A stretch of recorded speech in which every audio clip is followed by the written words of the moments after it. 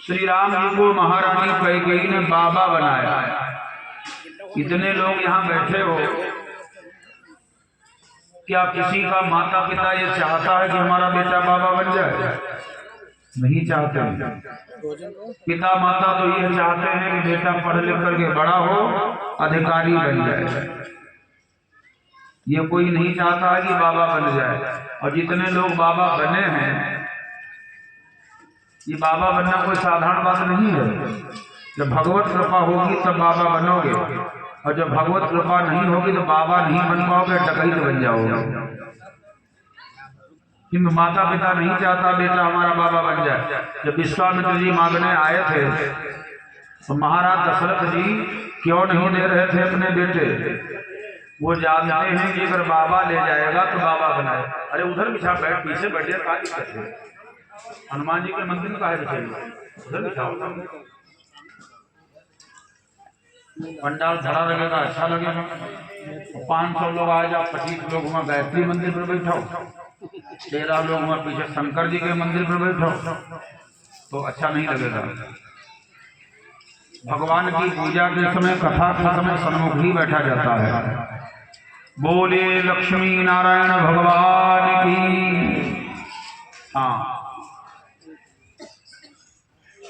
महारानी कैकेयी ने भगवान श्री राम जी को महात्मा बनाया। राजा दशरथ ने करवट बदली और जब देखा अपने बेटे को लंगोटी लगाए खड़ा है तो राजा दशरथ फूट फूट के रोने लगे। हाय कैकेयी, तूने यह क्या किया है? इन्हें जंगल ना भेजो। कैकेयी माता ने सीता जी की और वह लाल रंग की साड़ी, बलकल वस्त्र वाली साड़ी बढ़ाया, पहनो। तो सीता तो राजकुमारी है, कभी ये वस्त्र पहनना आया नहीं है। वशिष्ठ जी आए, डांटने लगे, ये सब लोग राजसी पोशाक में ही जाएंगे। तो सीता जी ने कहा, नहीं नहीं गुरुदेव, पति की परिस्थिति को देख करके पत्नी को अपना जीवन बिताना चाहिए। माताओं देवियों, उन्हीं के घर में झगड़ा होता है कि पति की औकात कमाने की 100 रुपया की है और तुम्हारे पास खर्चा 250 रुपया रोज का है, तो रोज लाठी चल रही है। पति की जेब देख करके, परिस्थिति देख करके अगर अपनी फरमाइश करो तो कभी झगड़ा ही नहीं होगा। सीता मैया ने दुखी होकर के कहा, गुरुदेव हम उसी परिस्थिति से रहेंगे जिस परिस्थिति में हमारे स्वामी जी हैं। लक्ष्मण जी ने भी लंगोटी लगा लिया। अयोध्या की जनता समुद्र के समान उमड़ाए खड़ी है। अयोध्या में हाहाकार मचा हुआ है। कैकेयी को लोग अपशब्द कह रहे हैं, किंतु राज परिवार का मामला है। सन्मुख भाई कौन आवे? सन्मुख बिरले ही लोग आते हैं। क्या बताओ, सीता हरण के समय पक्षीराज जटायु अकेले थे। पूरा दंडकारण्य पक्षियों से भरा था, लेकिन नहीं, वो बिरले आते। महाराज दशरथ रो रहे हैं। राजा दशरथ ने चिल्लाते हुए कहा, भैया सुमंत, तुम्हें एक काम करना होगा, इन्हें जंगल ले जाओ, 4 दिन जंगल में घुमाना, गंगा जी में स्नान कराना, फिर वापस रथ ले आना। तो कैकेयी की भी जिद पूरी हो जाएगी, हमारी भी बात रह जाएगी। अगर राम जी को वापस नहीं लाओगे तो मैं मर जाऊंगा, तुम्हें बताए देता हूं। इतना तो तुम्हें करना पड़ेगा। भगवान श्री राम जी का जो वनवास हुआ है, तो कुछ समय महीना है वैशाख का, कृष्ण पक्ष षष्ठी छठ है। भगवान सूर्य तप रहे हैं। देश के लोगों ने कहा, हमारे राजा राम हैं, तो जहां राम जी रहेंगे वहां हम रहेंगे, तो जहां हम सब लोग रहेंगे वही अयोध्या है। ये कैकेयी सुनी अयोध्या में अकेले रहे और अपने बेटा को खूब राज्य करावें। हमें यहाँ नहीं रहना। लोग चिल्ला चिल्ला करके चले लगे, चलो भाई सब लोग चलो। बड़ भागी बनु अवध अभागी, और रघुवंश तिलक प्यारी।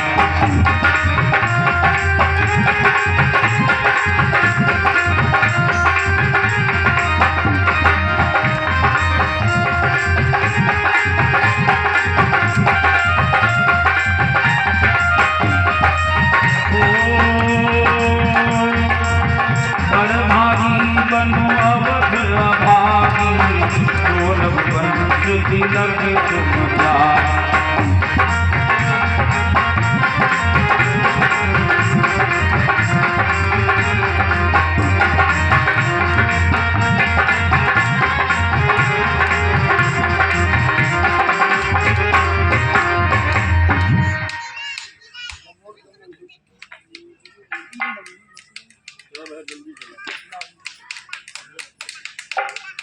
बोले सच्चिदानंद भगवान की। बड़ भागी बनो अवधे अभागी। अयोध्या के लोग रोने लगे, दुखी हो के कहते अवध के वासी, मेरा राम प्यारा कहाँ जा रहा है।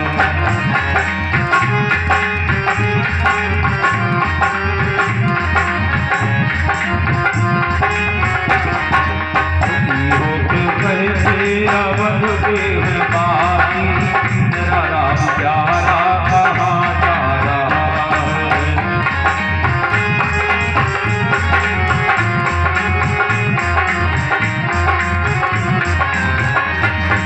दुखी होके कहते अवध के वासी, मेरा राम प्यारा कहाँ जा रहा है। 14 बरस सबका जीवन बिताने, मेरा राम प्यारा छूटा जा रहा है।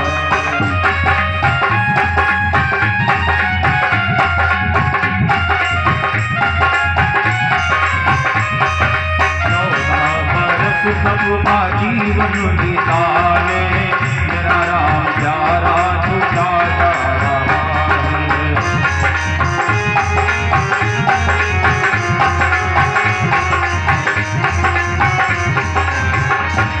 भला करीना भला कैसे होगा, भला करीना भला कैसे होगा। 14 बरस सबका वरदान मांगा, 14 बरस सबका वरदान मांगा। गए साथ में है लखन जानकी भी, सुन सुन कलेजा मना जा रहा है।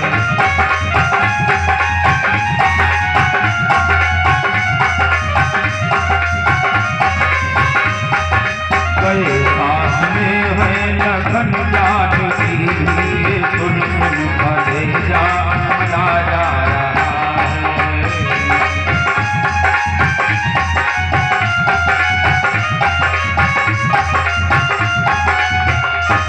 जुदाई में राजा तड़पते हैं बेसुध, कहाँ राम नैनों का तारा गया है। जुदाई में राजा तड़पते हैं बेसुध, कहाँ राम नैनों का तारा गया है। मेरे लाल को कोई लाके दिखा दे, रहे मेरे हृदय सब जला जा रहा है। मेरे लाल को कोई लाके दिखा दे, रहे मेरे हृदय सब जला जा रहा है।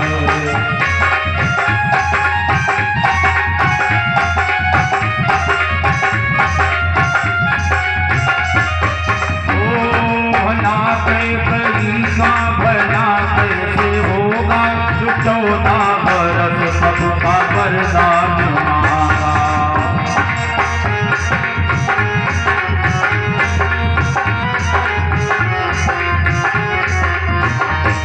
भला करीना भला कैसे होगा। 14 बरस सबका वरदान मांगा। गए साथ में है लखन जानकी भी, सुन सुन कलेजा मना जा रहा है। गए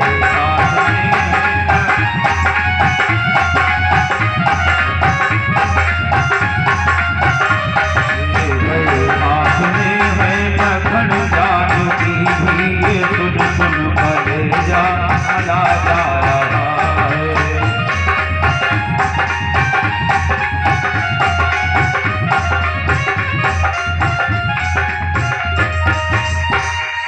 101 मुद्रा श्री सुरेश चंद्र मिश्र जी देहटी से श्रद्धा समर्पित किया है। कोट सा धन्यवाद है।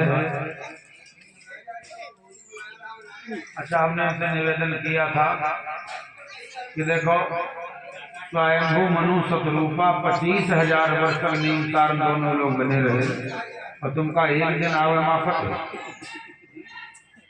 बोले लक्ष्मी नारायण भगवान की। राजा दशरथ तड़प रहे हैं, अयोध्या में हाहाकार छाया है। सुमंत से कहा भैया ले जाओ वन दिखाई सुर सरिहन वाई, जंगल घुमा देना, गंगा में स्नान करना, आने हुएगी तुरंत दो भाई। इनको सबको वापस ले आना, नहीं तो ये तुम्हारा राजा जिंदा नहीं रहेगा। तो वैशाखी कृष्ण पक्ष षष्ठी को भगवान श्री राम जी दोनों भाई सीता से जब रथ पर सवार हुए तो अयोध्या की क्या दशा है। भगवान चले जब कानन में तो जनता वह दृश्य भुला ना सकी। भगवान चले जब कानन में तो जनता वह दृश्य भुला ना सकी। ललना पलना पर जाग गया तो जननी चुटकी चटका ना सकी। बच्चा अगर जाग गया, रोने लगा, तो माता ने अपने बेटे को छोड़ दिया। ललना पलना पर जाग गया तो जननी चुटकी चटका ना सकी। कर भैरो प्यार दुलार शिशु का, निज सुख को दूध खिला ना सकी। जननी सब दौड़ चली वन में, जल बिन मछली तड़फा उठी।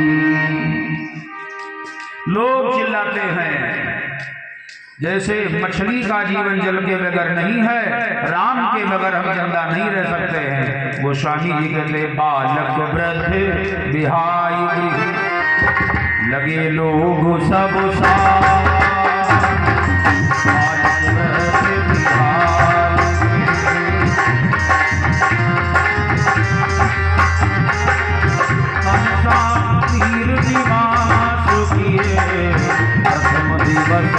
रघुनाथ रामा दिवस रघुनाथ।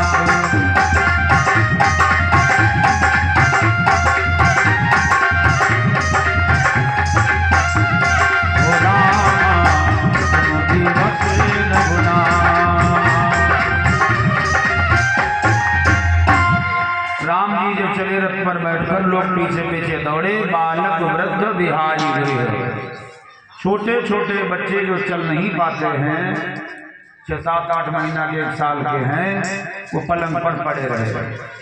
बूढ़े बूढ़े लोग, बालक वृद्ध जो चलने से समर्थ हैं, बीमार पड़े हैं, उठ नहीं पाते हैं। अब वो बताओ कैसे दौड़ पाएंगे। बना बना खखा खखा बतासा झोंकी रहे हैं, वो नहीं जा पाए।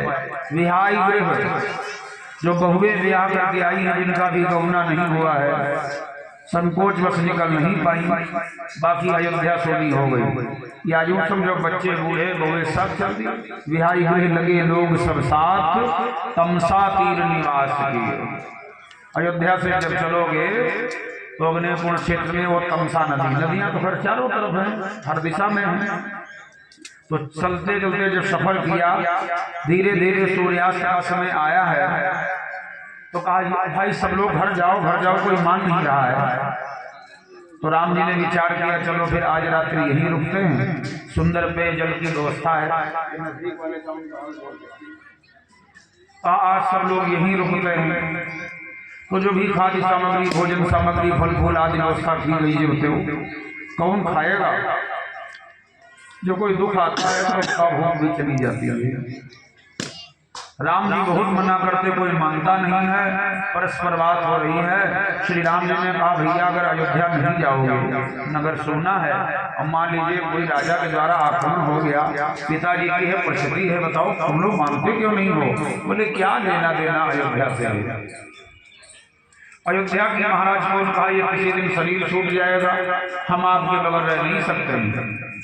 तो तमसा के किनारे भगवान राम जब रात्रि में रुके, परस्पर ये बात हो रही है, जागरण हो रहा है। धीरे धीरे रात्रि का जब 12-1 बज गया और लोग सोने लगे, तो राम जी सबसे यही कहते, अच्छा सो जाओ सब लोग, बहुत रात हो गई है। तो परमात्मा क्या नहीं कर सकता है? भगवान की जो योग माया है वो परमात्मा की दासी है। विश्वेश्वरी जगद्धात्री स्थित संहार कारिणी निद्राम भगवती रसुलाम तेजसा प्रभु। जो निद्रा नाम की देवी है वो माया, वो तो भगवान की दासी है। एक बार भगवान ने इशारा किया, वो निद्रा नाम की देवी आ गई, तो सब ऐसे सो गए कि बिल्कुल मरणासन की परिस्थिति है जान गए। तब राम जी ने सुमंत से कहा, चाचा उठो, अयोध्या के लोग अगर साथ में चलेंगे तो ज्यादा गड़बड़ होगा जीवन में, चलो। कहाँ चले भैया? अरे कहा पिताजी ने जो कहा था वो करो, क्या पूरा जीवन यही रुकेंगे? चलो। तो सुमंत ने सोचा, अगर मैं कहूंगा नहीं जाऊंगा, तो जब हम 4 दिन के बाद कहेंगे अब भैया राम जी घर चलो, तो ये हमारी बात नहीं मानेंगे। चल दिए। तो ज्वाला प्रसाद जी ने अपनी रामायण में लिखा है, मंत्री सुमंत ने रथ के पहियों में रुसाहे झांखर आदि बांध लिए, आगे जो पहिया से नीक बने वो पीछे से बिगड़ती चले। आज का रोटा बेटर समझ लो, आगे आगे जोत रहा, पीछे पीछे सरावल पीछे बंधी हुई, बांध लिया ताकि रास्ता बिगड़ती चले। चलो भाई चलो। श्री लक्ष्मण जी, सीता माता राम और मंत्री सुमंत अयोध्या से 4 लोग चले और चित्रकूट तक 4 ही लोग रहेंगे। खोज मारी रथ हाँक हुताता,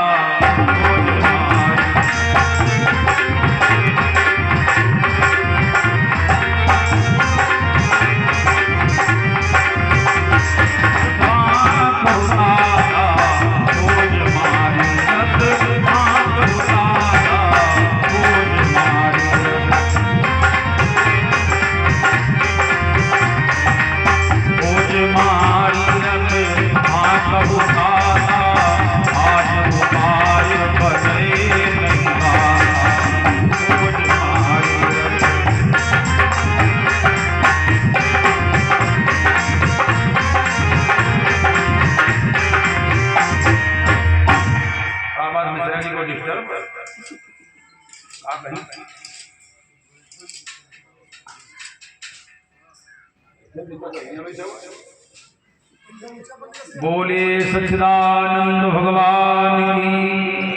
खोज मारी रथ कहु ताता, तो आने उपाय बने नहीं बाता। सुमंत जी रथ लेकर के चल दिए। प्रातः काल हुआ, अयोध्या के लोग जब जागे तो रोने लगे, चिल्लाने लगे, हाय मेरे राम कहाँ हैं? मैं तो अभागा हूँ, राम जी का साथ नहीं कर पाया। ये राम जी के बगैर जीवन संभव नहीं है। चिल्लाते हैं, तड़पते हैं। ये तो खूब जानते हो, जब किसी से बिछो होता है तो आदमी चिल्लाता रोता खूब है, लेकिन कौन किसके लिए मरता है? फिर जो का त्यों लोग शोक करते हुए रोते पीटते अयोध्या वापस चले आए। भगवान श्री राम ने जाकर आगे बढ़कर एक जंगल में विश्राम किया, जब उसको तमसा के किनारे से भगाया गया था। प्रातः काल हुआ तो अब ये कहां पहुंच गए? श्रृंगवीरपुर के किनारे, जिसका पहले नाम सिंगौरा था, ये श्रृंगवीरपुर के नाम से जाना जाता है। यहाँ कभी श्रृंगी ऋषि का जन्म स्थान रहा। ये श्रृंगी क्यों है? इनके मस्तक में सींग था। गंगा की संपूर्ण परिक्रमा करने से इनका सींग गायब हो गया था। गंगा जी में एक ढाही घाट है। पिता ने कहा था संपूर्ण परिक्रमा करो, तुम्हारा सींग गायब हो जाएगा। ढाई घाट में जाकर के जब स्नान किया बाबा श्रृंगी ने, तो पूरा सींग ढह गया। यहाँ कभी श्रृंगी जी का जन्म हुआ था, तो इस सिंगौरा हो श्रृंगबेरपुर कहा जाता है। राम जी ने नगर के किनारे अपना पड़ाव डाल दिया, क्योंकि महात्मा बने हैं और महात्मा गांव जाते हैं नहीं। हम बता चुके हैं कि असली नकली की परख ऐसे हो जाती है। असली महात्मा गांव नहीं जाते हैं और नकली महात्मा गांव से बाहर नहीं जाते हैं। दिखदिखाई बाबा तो हो गए, हमका 10-5 ऐसे सन्यासी मिले, कहीं भैया बहुत और आए दिन आपस में झगड़ा हुआ था, दिखदिखा के तन धुलाई लिया, अब भोग ही ना पाएगा। हालांकि कुछ ऐसे मिले जो कहने अब बड़ी मौज मस्ती है, तो हम फिर छके रहो भंडारा। महात्मा जब गांव बस्ती नहीं जाते, कब जाते हैं? जब बुलाए जाते हैं तब जाते हैं। तो श्रृंगबेरपुर नगर में भगवान ने प्रवेश नहीं किया, नगर के किनारे ही अपना पड़ाव जमाया। और श्रृंगबेरपुर का जो मालिक है उसका नाम था निषाद राज गुह। पहले यह निषाद राज गुह नहीं था, पहले इसका केवल इतने नाम था गुह। बड़ा गंदा था शरीर से देखने में, यद्यपि हृदय का बड़ा ठीक है। और भगवान क्या देखते हैं? तुम्हारा बाहरी आडंबर वो पसंद नहीं करते हैं, तुम अंदर से शुद्ध हो। कहत नसाय हो रीझत राम जानी जन जी। बात कहने में अगर गलत है कोई बात नहीं है, कि तो हृदय से स्वभाव बढ़िया हो, परमात्मा रीझ जाएगा। श्रृंगबेरपुर का जो राजा है, ये अयोध्या शहर में ही राज्य है। यहाँ का राजा निषाद भगवान राम जी का मित्र है, लेकिन वो आज वाला मित्र नहीं है। चौराहे पर भाई बोलचाल, भाई मुलाकात हो गए, हाथ मिलाएं, पुड़िया भी खड़े दिन फारिग खाएं, फिर वो हमारे मित्र हैं, ये हमें सुधारना है। और जब कोई आपत्ति आई तो ढूंढे, फोन किया, अरे बहन भाई साहब हमारे बस का ना, देखो हमारे चक्कर में पड़ो और हमें दोस्ता कहना पड़ेगा। मित्र की परख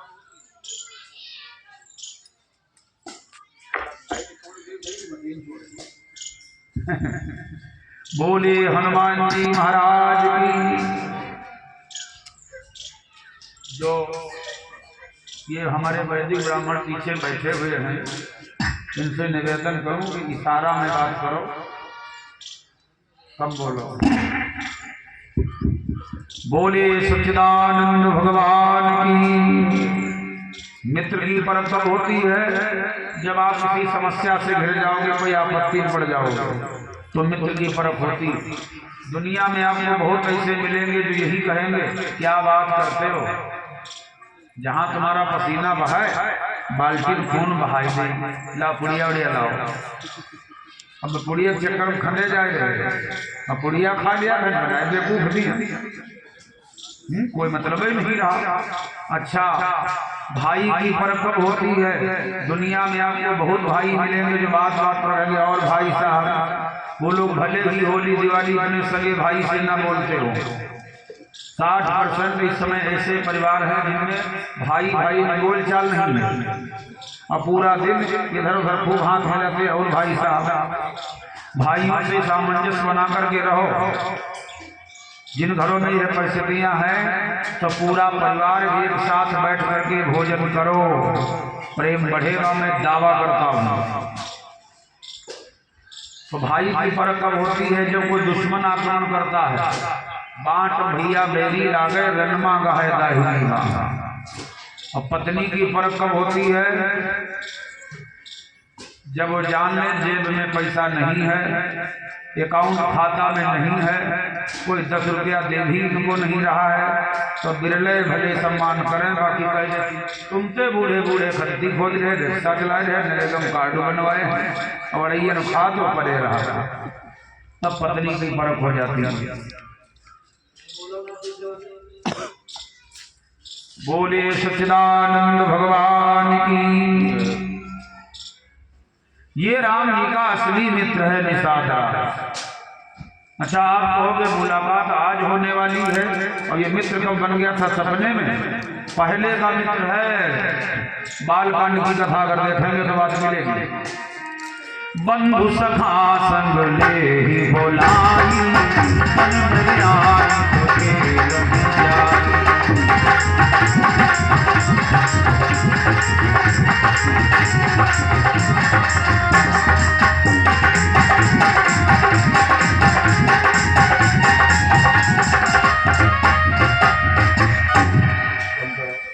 बंधु सखा संग ले ही बुलाई। राम जी नगर के साथियों के साथ अपने भाइयों के साथ शिकार के लिए जाया करते हैं। जब 15 वर्ष के हो गए तो एक दिन एक नाहर शेर का पीछा करते हुए राम जी दौड़े। शेर ने मारी दहाड़, राम जी की ओर मुंह फैला करके दौड़ा। इसी जंगल में श्रृंगवेरपुर का यही निषाद शिकार आया था। तो इसने विचार किया ये राजा का बेटा है, शेर खा जाएगा। वो राम जी की ओर दौड़ रहा है, निषाद ने पीछे से बाण चला दिया। शेर को विषैला बाण जा लगा, शेर चिंघारता हुआ गिर गया धरती पर। श्री राम जी ने कहा तुमने तो मेरे प्राण बचा दिए। आपत्ति में जो मदद करता है वही सच्चा मित्र होता है। चलो पिताजी से मुलाकात करो। साधारण नेता से तो मिलना मुश्किल है। कह देते हैं नहीं, लखनऊ में सत्र चल रहा, तो जो राजाओं का राजा महाराजा हो उनके दरवाजे पर इनकी क्या औकात होगी बताओ। किंतु राम जी के साथ जब वो आया, भगवान राम ने कहा पिताजी भैया निषाद ने आज हमारी रक्षा करी, नहीं तो शेर खा जाता। जिसका बेटा काल के गाल से बच जाए उसका पिता तो प्रसन्न होगा ही। महाराज दशरथ गदगद हो गए, भैया निषाद तुमने हमारे पुत्र के प्राण बचाए हैं, तो गंगा के उस क्षेत्र का जो इलाका है वो मैं तुम्हें देता हूँ, वहां की ठकुराई करो, टैक्स भी दीजिए। तब से महाराज दशरथ ने इसको राजा बना दिया था। वहां राम जी का अन्य भक्त है। श्री राम जी कुछ पत्तों पर श्रृंगवेरपुर के किनारे सो रहे हैं, लेटे हुए हैं और रथ खड़ा हुआ है। मंत्री सुमंत जी भी शोकाकुल बैठे हुए हैं।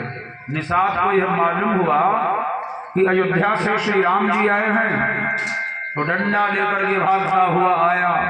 किंतु राम जी का जब ये रूप स्वरूप देखा, बलकल धारण किए हुए, गोपीन लगाए, अरे ये सब क्या बनाए हो? तो राम जी ने कहा भैया निषाद जी हम लोग जंगल की यात्रा में हैं, चरणों में गिर गया महाराज, घर चलो। बोले नहीं नहीं, 14 वर्ष तो हम किसी नगर में जाएंगे नहीं। तो कहा फिर नहीं जाओगे, कोई बात नहीं, भोजन का प्रबंध क्या किया जाए? कहा अन्न तो 14 वर्ष खाएंगे नहीं। अरे ये सब क्यों? सारी कथा भगवान ने बताया। जय जय भांत दीन बन रानी। निषाद को क्रोध आया, महाराज जी अगर आप कह दो तो अभी मैं अयोध्या पर आक्रमण कर दूं, अधिकार तुम्हारा है, दिलवाऊंगा। राम जी बोले नहीं भैया, माता के वचनों को मान करके मैं आया हूं। तो उसने अपने नगर में आवाज लगाई जाकर खाद्य सामग्री की व्यवस्था की जाए, कंदमूल फल सब भर भर के आने लगे। कितने वो भाग्यवान वहां के लोग हैं। कंदमूल फल भरी भरी दोना, चले रंग जनु लूटन तो।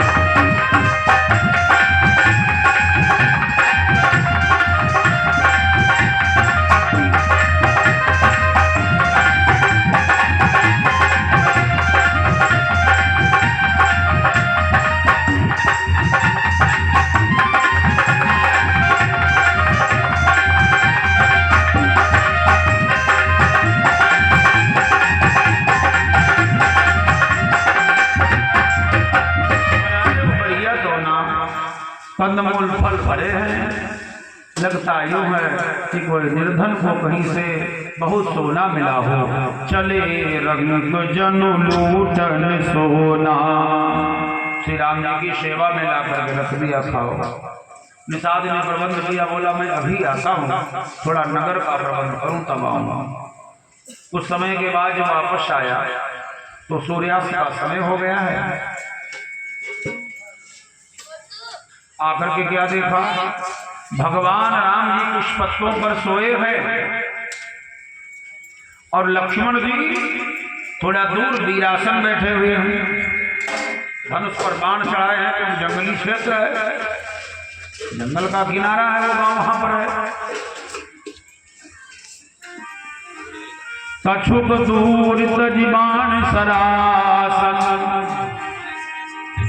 लक्ष्मण जी को तो वीरासन देखा, श्री सीताराम जी को सोते देखा,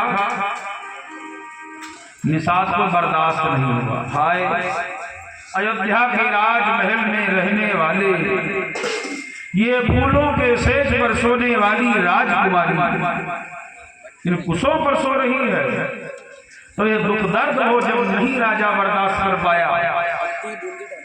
कभी कभी जानते हो बड़े बड़े ज्ञानी भी अपने मार्ग से विचलित हो जाते हैं। बताओ हनुमान जी के समान कौन ज्ञानी होगा? ज्ञान नामात्र ज्ञानी। और जब जामवंत जी ने कहा हनुमान तुम यही काम कर सकते हो और कोई नहीं कर सकता है, मैंने जान लिया है संपाति के द्वारा सीता जी सुख वाटिका में है, तो हनुमान जी उछले और जानते हो क्या बोले?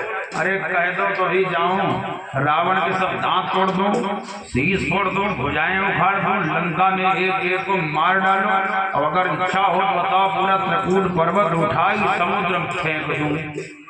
सहित सहाय राव नहीं मारी, आनो यहाँ त्रिकूट उपारी। फिर हनुमान जी ने सोचा ना हम ज्यादा बोलेंगे, बड़ों के सामने बच्चों को ज्यादा बोलना नहीं चाहिए, तो हम ज्यादा बोल गए। तब जामवंत जी के सामने हनुमान जी फिर बोले संभल कर, नहीं जामवंत मैं पूछूं तो ही उचित सिखावल दे लो। ऐसे ही निषादा बबूला हो गया जब भगवान की यह दशा देखा, और महारानी कैकेयी को गाली देने लगा। अयोध्या की जो पट्ट महिषी रानी कैकेयी हैं, वो श्रृंगवेरपुर का बढ़िया गाली दे रहा है। कहे कहे नंदन मंद मल कठिन कुटिल पनुकीन, अजहि रघुनंदन जानकी सुख अवसर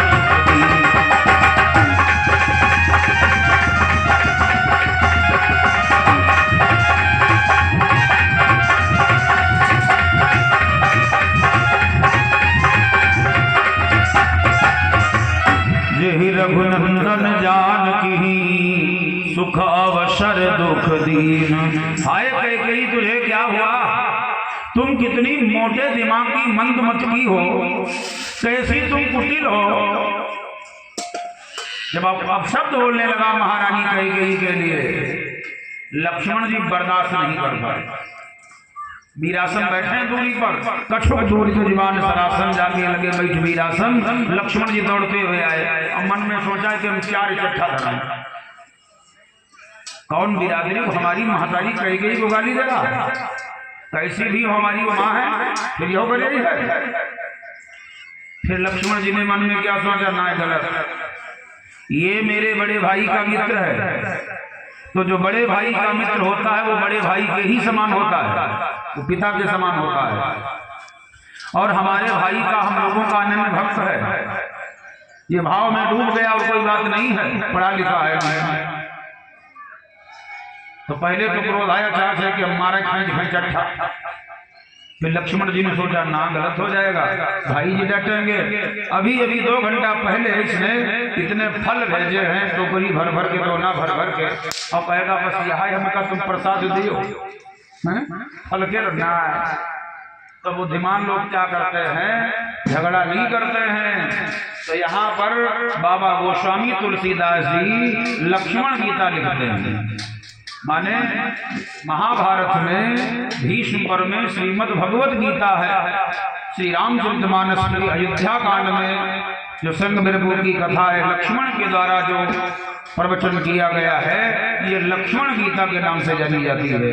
तो लक्ष्मण जी ने सोचा क्या करें, इसको मारे भी ना, भाई का मित्र है। नंबर 2, अभी इसने सेवा भी किया है और ये भी बड़े भाई के समान है। तो लक्ष्मण जी हड़काए कि नहीं समझाए, बुद्धिमानी से समझाया है। बोले लखन जोरी जुग पानी, ज्ञान विराग भगति रस सानी।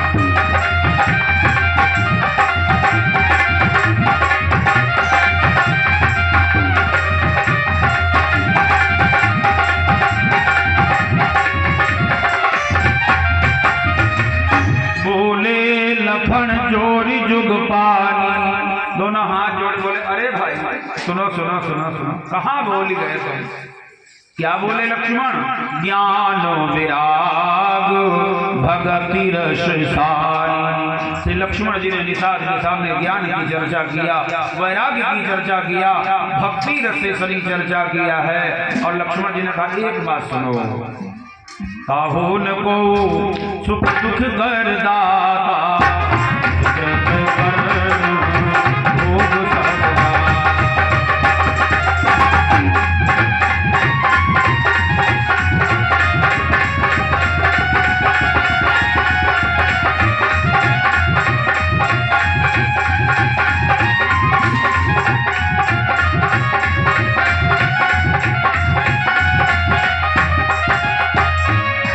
काहुन को सुख दुख कर दाता।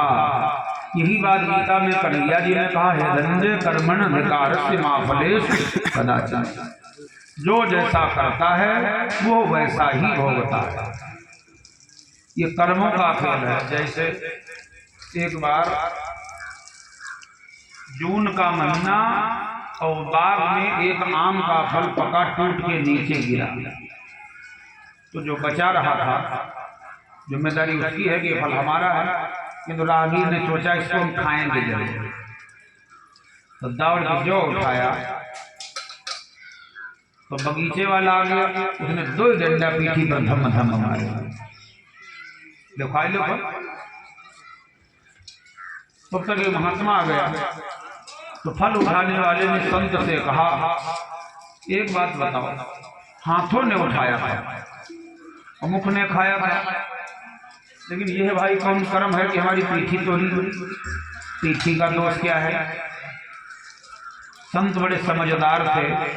संत ने कहा हाँ, पैर चल करके गए, हाथों ने उठाया, मुख ने खाया, पीठी तोड़ी गई, तो फिर इसका जानते हो क्या? सब संत ने संदेशा दिया, लेकिन इस फल को देखा किसने था? तो बोले देखा तो आंखों ने था। तो कहा फिर पीठी तोड़ी जाए चाहे हाथ तोड़े जाए, लेकिन आंसू कहां से बहे हो? आंखों ने देखा है तभी ये फल उठाया गया था, लिहाजा आंसू तो आंख से ही गिर रहे हैं, तो आंखें ही भोग रही हैं। तुलसीदास कहते हैं काहुन को सुख दुख कर दाता, निज कृत कर्म जो जैसा करेगा वो वैसा भरेगा। और ये दुनिया का जंजाल है भाई, जो तुम देख रहे हो, क्या इनको कोई दुख देने वाला है? ये तुम चक गए हो केवल। और बोले सपने हो भिखारी रंग नागपति होए, तो जागे हानि लाभ कछु असुर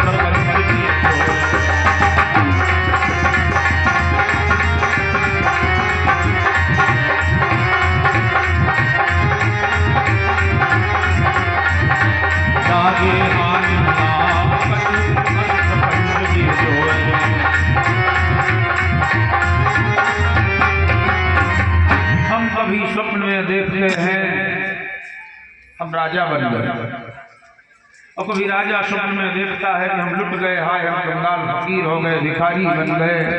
तो स्वप्न में देखा गया है सपने होई भिखारी रंग कुनापति होए, जागे हानि न लाभ कछु। जब ये दोनों जागते हैं तो भिखारी ने झोली उठाई और राजा अपना राजकाज में लग गया। तो तुमको तो मोह हो गया है, तुम्हारी तो वो परिस्थिति है। मोह निसाज शोभ निहारा,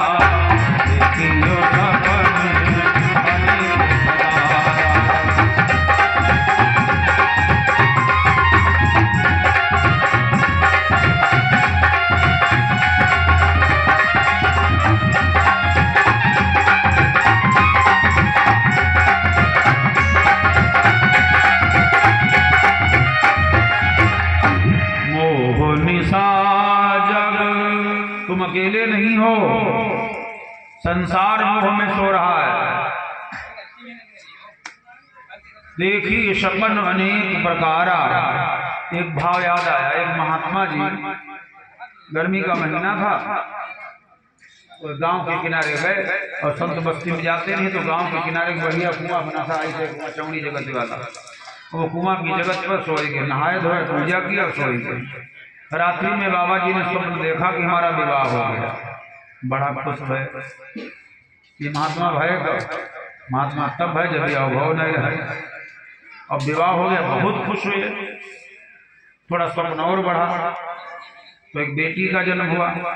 बाबा की पत्नी उस कन्या को गोद में लेके आई और बोली, स्वामी जी थोड़ा दरजा बिटिया लेकर जाइए।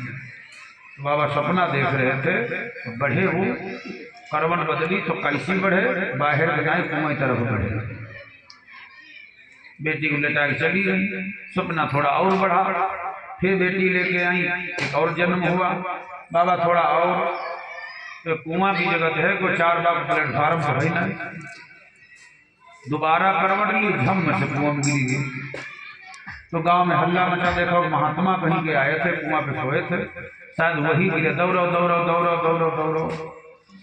तो श्रद्धालु लोग को रस्सी डाल दिया, कोई कड़ाही बांधी डाल दिया, कोई बांस डाल दिया, कोई टार्चे दिखाए रहा। बाबा तब तक 2-4 लीटर पानी पी गई, लेकिन बाबा खैर बच गए, उतराए ऊपर। तो जब गांव वालों को देखा तो गांव वाले से बोले, बाबा का हाल भैया, का हाल?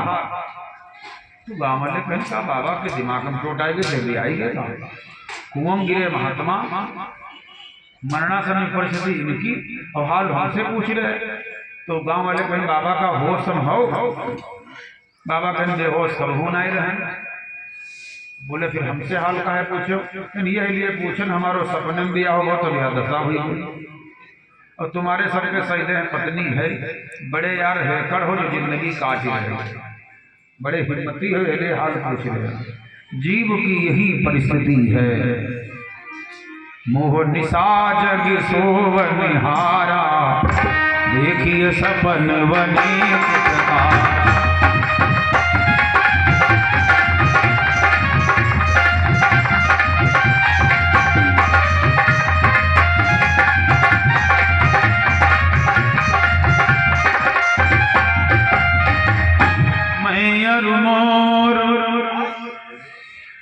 मैं अरु मोर तोरते माया, ये मेरा है, ये तेरा है, इतना तुम्हारा है। अच्छा, कलयुग का असर क्या है? तोरते माया नहीं है। अब इस समय की यह परिस्थिति है, मेरा सो मेरा, तेरा सो मेरा, मेरा मुझको दे दो, क्या लगे तेरा, ओम जय जगदीश हरे। मैं अरु मोर तोरते माया, जेहि बश कीन्हि जीव निकाया। जन्म मरण